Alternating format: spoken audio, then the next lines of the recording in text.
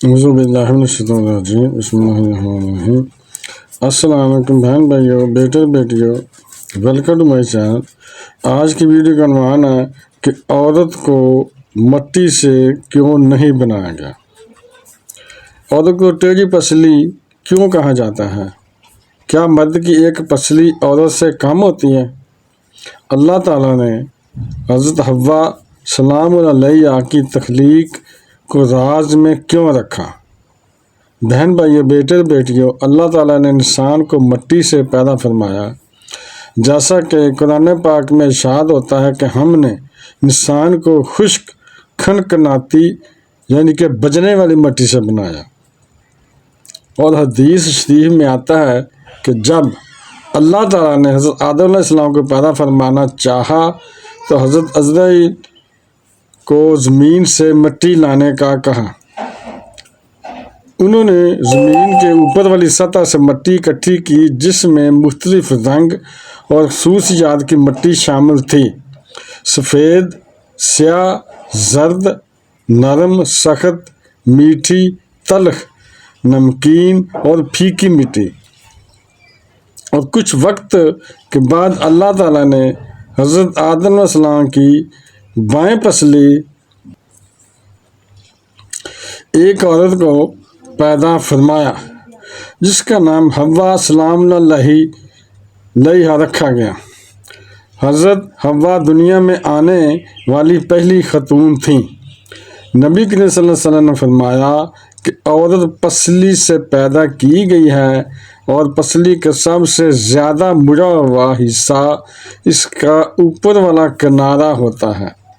اگر تم اس کو سیدھا کرنے کی کوشش کرو گے تو وہ ٹوٹ جائے گی، اور اگر اسے ویسے ہی چھوڑ دو گے تو وہ اسی حالت میں رہے گی۔ اس لیے عورت کے ساتھ حسن سلوک کی تاکید کی گئی ہے۔ اور یہ بات بھی قابل غور ہے کہ شریعت محمدی نے کئی معاملات میں خواتین اور بچوں کو یکساں درجہ دیا ہے، جیسا کہ باجماعت نماز اور جمعہ کے احکام وغیرہ۔ اس سے یہ سبق بھی ملتا ہے کہ خواتین کے ساتھ شفقت اور نرمی کا برتاؤ کیا جائے۔ اللہ تعالیٰ نے قرآن پاک میں فرمایا ہے کہ مرد عورت کے محافظ اور ذمہ دار ہیں، اور اس کا مطلب یہ ہے کہ عورت کی ضروریات اور اس کی حفاظت کی رسپانسبلٹی مرد پر عائد ہوتی ہے۔ مرد کو عورت پر برتری دی گئی ہے، اور کسی ناانصافی کی بنیاد پر نہیں، بلکہ عدل و حکمت کے عین مطابق۔ اس سے معلوم ہوتا ہے کہ میاں بیوی کے حقوق ایک جیسے نہیں ہوتے، بلکہ مرد کے حقوق زیادہ ہیں، اور یہ قدرتی توازن کی نشانی ہے۔ بعض علماء نے یہ نقطہ بیان کیا ہے کہ تمام انسان مٹی سے پیدا ہوتے ہیں یا صرف حضرت آدم علیہ السلام کو مٹی سے بنایا گیا۔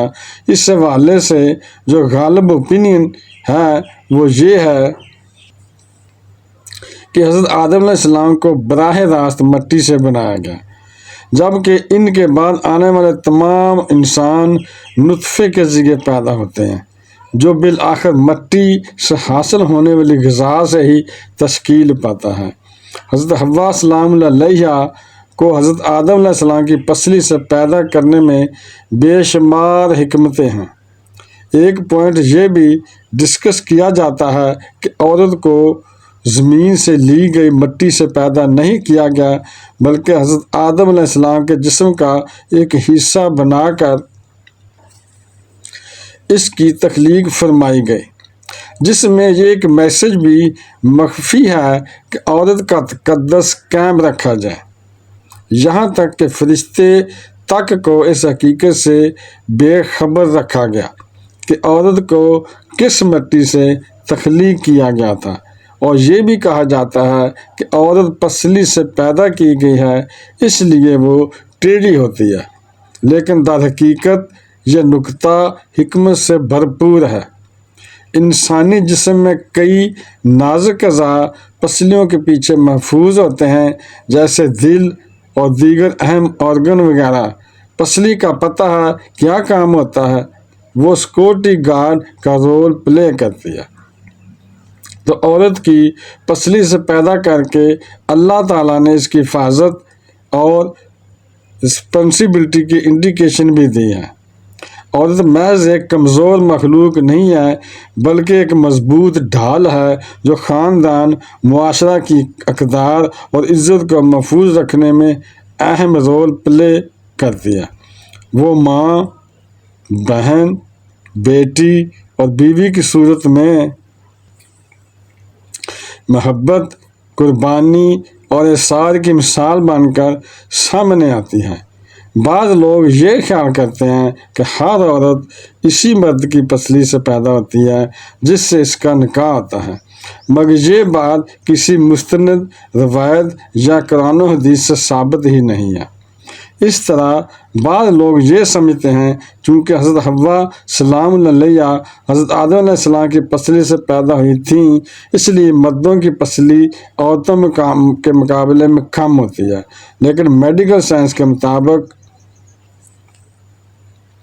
مرد عورت دونوں میں 12 یعنی 24 پسلیاں ہوتی ہیں۔